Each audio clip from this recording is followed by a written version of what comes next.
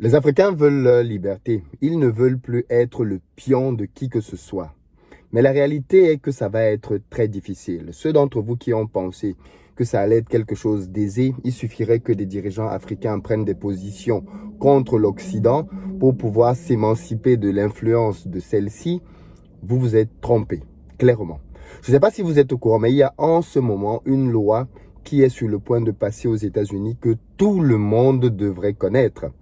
La bonne chose de nos jours, c'est qu'avec Internet, il est possible d'avoir accès aux stratégies parfois que certains veulent mener parce qu'ils doivent les faire au vu et au su de leurs citoyens et au travers des lois. À l'époque de la colonisation, de l'esclavage, les choses étaient beaucoup plus discrètes, les choses se décidaient en Occident de manière un peu secrète et ensuite on découvrait juste plus tard ce que ça a donné comme conséquence sur le continent africain. La conférence de Berlin, par exemple, on en parle aujourd'hui, mais il est fort à parier qu'à l'époque, en 1884, quand cette conférence se tenait, les Africains ne savaient même pas ce qui était en train de se jouer. De nos jours, c'est difficile que ce genre de choses se repasse encore. Avec Internet, et notamment avec la possibilité pour les uns et les autres de se documenter, on peut voir, connaître, anticiper et même se préparer. Et c'est l'un des objectifs de cette vidéo. Il y a une loi qui est en train de passer aux États-Unis qui s'appelle la HR 7311, HR 7311. Vous pouvez aller sur Internet et tomber directement sur le site du gouvernement américain et vous pouvez la lire. Elle est fort édifiante sur ce que les États-Unis veulent faire en Afrique. Les amis, prenez la peine d'écouter ce qui va être dit ici aujourd'hui et partagez cette vidéo parce que je pense qu'il est important que le maximum d'Africains soient au courant, mais surtout que nos dirigeants le sachent. Parce qu'au fond, j'espère vraiment qu'ils vont, en sachant ce genre de choses, anticiper sur ce qui va arriver très prochainement. Parce que les plans des États-Unis sont à peu près dévoilés dans cette loi-là. De quoi il s'agit? En réalité, c'est une loi dans laquelle les États-Unis aujourd'hui, sous couvert de la Russie et de l'influence russe, décident qu'ils vont contrer l'influence russe en Afrique au travers d'un certain nombre de stratégies que je vais vous partager ici.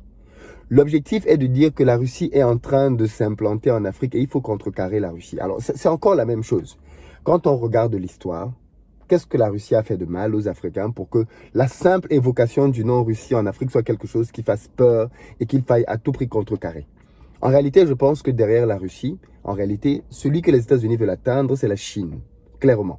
La Russie, c'est un prétexte pour pouvoir atteindre la Chine. Alors, que dit ce texte? Là, j'ai des éléments pour pouvoir vous expliquer rapidement de quoi il est question. Le but ici, c'est de pouvoir contrecarrer en fait les actions russes en Afrique. C'est comme ça que c'est présenté. Mais en réalité, comment ça va se manifester? Il va être question de sanctionner tous les gouvernements africains. Sanctionner, vous savez bien qu'aux États-Unis, le mot sanction arrive très rapidement sur la table. Il va être question de sanctionner tous les gouvernements africains qui favorisent d'une quelconque manière des coopérations avec la Russie. Vous avez bien entendu. Tout gouvernement africain désormais qui va favoriser ses relations avec avec la Russie va devoir être sous le viseur des sanctions américaines.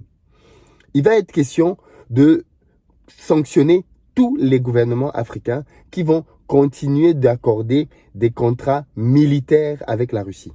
Ça, c'est interdit. Il n'est plus question que les Africains collaborent militairement avec la Russie. On va mettre un terme à ça. Il va être question de sanctionner tous les gouvernements qui vont choisir la Russie au détriment des États-Unis et de leurs alliés pour leur sécurité, mais pire encore, pour du business. C'est-à-dire que j'ai fait des vidéos ici dans lesquelles je parlais des mines. Les mines dans lesquelles on sait qu'il y a beaucoup de Chinois qui sont impliqués, très peu de Russes. C'est pour ça que je dis que derrière, en réalité, c'est la Chine qu'on veut viser. Il va être question désormais de dire que tous les gouvernements africains qui vont décider de faire du business, d'accorder leurs mines, d'accorder leurs puits de pétrole, d'accorder leurs matières premières quelconques à la Russie, vont être combattus par les États-Unis. Il va être question d'obliger, en réalité c'est ça, il va être question d'obliger les Africains à travailler uniquement avec les partenaires occidentaux. À ce stade-là, j'aimerais faire une petite parenthèse. Il est important de toujours connaître les faits. Il y a eu au Cameroun, et c'est une affaire publique, tout le monde le sait, Bolloré, armateur français, qui sollicitait pour la énième fois le port de Douala. Il voulait diriger ce port-là. Vous savez que la plupart de nos ports sont dirigés par des multinationales occidentales. Et c'est un gros enjeu parce que celui qui contrôle le port contrôle ce qui entre dans le pays. Il peut te faire entrer des armes, il peut te faire entrer ce qu'il veut dans ton pays. C'est lui qui contrôle le port. Donc du coup, nos ports sont contrôlés par des multinationales. Nos aéroports même sont parfois contrôlés par des multinationales occidentales. Et donc, Bolloré voulait reconduire la gestion du port. Il se trouve que il n'était pas du tout le moins-disant. Il avait une offre qu'il avait faite et après avoir dépouillé toutes les offres, il n'était même pas dans le top 3 des 3 meilleurs. Tu sais, quand on fait un appel d'offres, on prend toutes les offres, on les compare et ensuite on fait une liste de top 3. Et c'est dans les top 3 qu'on va avoir un champion. Bolloré ne faisait même pas partie du top 3. Donc il était exclu du port. À cette période-là, François Hollande, retenez bien ça, François Hollande a fait un voyage en Afrique. Pendant son mandat, il est venu à Douala pour rencontrer le président de la République camerounaise, Paul Biya. Il n'a même pas dormi au Cameroun. Quand il y a une visite d'État, le président dort et il repart le lendemain. François Hollande est arrivé au Cameroun, il a rencontré Paul Biya. Quelques heures après, il a dîné et il est reparti. Comme par enchantement, quelques jours après, Bolloré a gagné le contrat, alors qu'il n'était même pas dans le top 3. Même pas dans le top 3. Ça, c'est un cas. On a eu d'autres cas dans lesquels des entreprises françaises ont gagné des marchés alors qu'elles étaient loin d'être les moins chères. Loin d'être les moins chères. On a eu, par exemple, pour la construction du pont, le deuxième pont sur le Vouri, un appel d'offres qui avait été lancé. Et là aussi, une société chinoise était bien moins chère que tous ses concurrents. Mais c'est une société française qui a gagné le marché. Donc, je veux dire, l'intérêt, c'est que l'Afrique reste un marché dans lequel l'Occident, les multinationales occidentales vont pouvoir aller chercher de l'argent à faire parce que clairement, l'Occident, il n'y a plus beaucoup de choses à faire. L'Occident est déjà construite. C'est plus ici qu'on va venir faire tous les ans 10 ponts, 14 chemins de fer. Non, c'est en Afrique qu'il y a des constructions à faire. Et on sait que la construction, ça enrichit énormément. Donc, il y a un gros lobbying pour que les constructions qui se font en Afrique ne soient pas accordées à n'importe qui.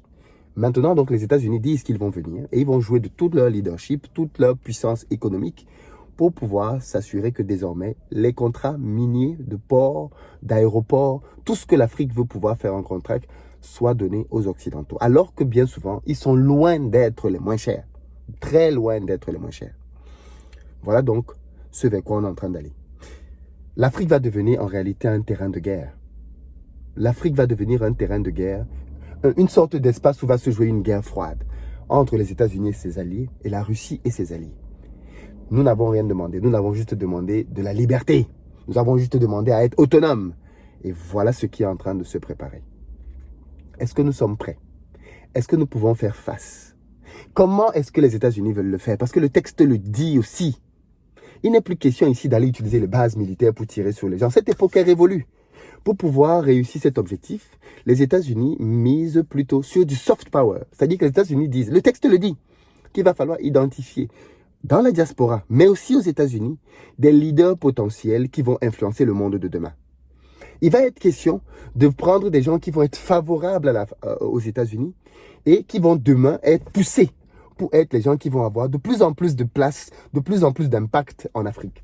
C'est une politique que les États-Unis ont déjà depuis pas mal d'années. Rappelez-vous du YALI, Youth Young Leader, le truc que Barack Obama avait fait dans lequel il avait invité plusieurs jeunes Africains à aller aux États-Unis pour le rencontrer. C'était eux les futurs leaders africains.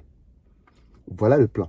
Vous rappelez-vous, pas plus tard qu'il y a quelques mois, le président Emmanuel Macron a fait la même chose en rencontrant un certain nombre de jeunes en France pour le sommet Afrique-France. Parce que maintenant, il n'est plus question de dire qu'on va se focaliser uniquement sur les dirigeants, les présidents. Non, non, non, non, non, non, non. On sait que ces présidents-là n'ont plus l'aval de leur peuple, qu'ils sont combattus par leur peuple. Donc, on prépare un plan B. Et le plan B maintenant, c'est la société civile. Ce sont les acteurs qui vont compter demain.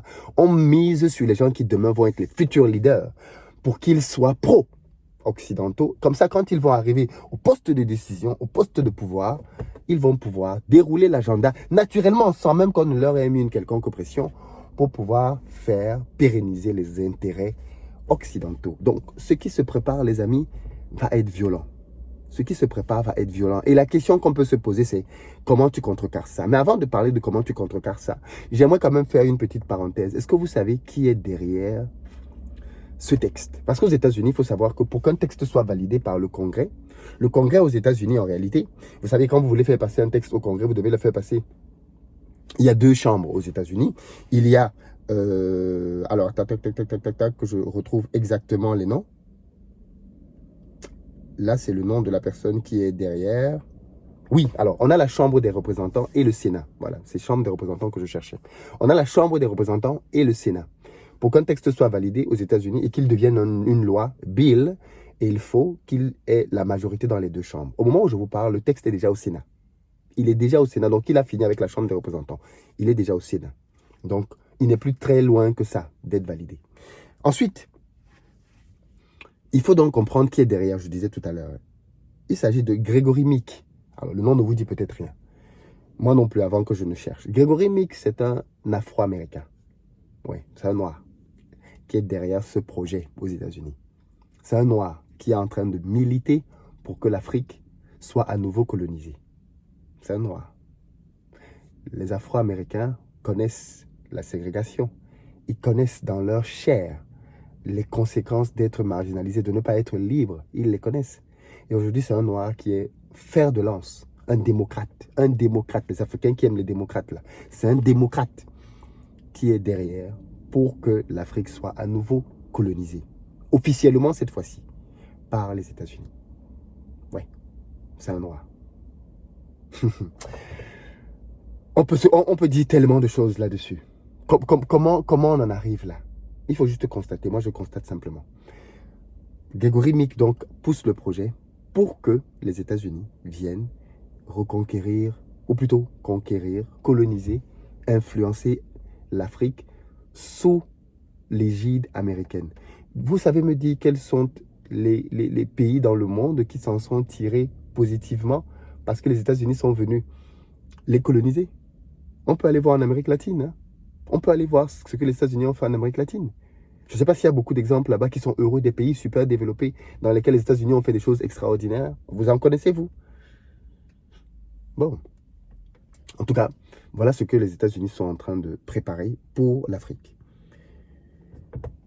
Je terminerai donc en posant la question, comment on fait pour s'en sortir? Comment on fait pour s'en sortir? D'après vous, moi je veux que ce soit quelque chose sur lequel on discute. Je n'ai pas de solution. Honnêtement, je n'ai pas de solution. Peut-être que de l'échange jailliront des étincelles. Mais qu'est-ce qu'on peut faire face à ça? Déjà, je pense que la première chose, c'est que le maximum de personnes soient informées. Parce que quand vous êtes informé de quelque chose, vous avez davantage de leviers pour pouvoir réagir. Donc, la première chose, c'est informer les gens. Il faut que les gens soient informés de ce qui est en train de se préparer. Il faut que nos dirigeants soient informés et qu'ils commencent à leur niveau aussi à prendre des mesures pour pouvoir se protéger. Parce qu'un adversaire comme les États-Unis, c'est très difficile de l'affronter de manière face-to-face. Mais comment est-ce qu'ils vont procéder? Il faudrait aussi que les pays africains trouvent des alliés, parce que tu ne peux pas aller en confrontation directe avec les États-Unis. Il faudrait qu'ils trouvent des alliés, la Russie, la Chine, pour pouvoir contrecarrer les projets des États-Unis, parce que la Chine aussi, il faut le dire, surtout après ce que Biden a dit sur Taïwan, la Chine aujourd'hui a clairement les nerfs à fleur de peau concernant les États-Unis. Mais je voulais terminer quand même, je voulais quand même revenir sur Gregory Meek, par rapport au fait qu'il porte ce projet. Est-ce que c'est ça le combat que les Noirs américains doivent mener maintenant aux États-Unis? Quand on sait qu'on est dans un pays dans lequel les Noirs sont victimes de discrimination policière, quand on sait que pas plus tard qu'il y a 10 jours à Buffalo, un jeune détraqué est venu dans une école, détraqué, il n'est pas fou, hein, mais il est venu dans une école, il a tiré sur des Noirs, enfin pas dans une école, dans un centre commercial, il a tiré et il a tué une dizaine de Noirs. C'est-à-dire que quand tu vas aux États-Unis et que tu vas au centre commercial, tu dois dire à ta famille, s'il plaît à Dieu, je reviens. Quand tu vas acheter du lait, quand tu vas acheter de la viande. Les députés afro-américains n'ont pas assez de travail. Ils n'ont pas des sujets préoccupants sur lesquels ils peuvent travailler pour pouvoir sauver leur pays. C'est pas là qu'ils devraient mettre toute leur énergie. Plutôt que ça, voilà là où Gregory Meek a décidé de venir agir.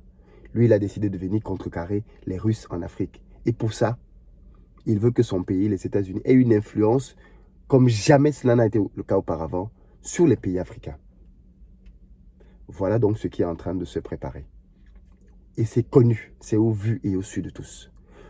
Comme d'habitude aux États-Unis, ça va être légiféré. Mais je vous rappelle qu'à chaque fois que ça s'est fait, même en France, ça a été légiféré. Les Clémenceau et autres, ils s'étaient assis pour discuter.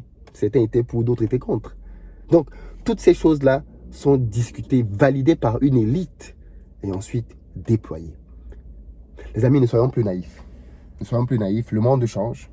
Et il est plus que temps que les Africains, s'ils veulent s'en sortir, qu'ils se donnent les moyens de leur indépendance et de leur liberté.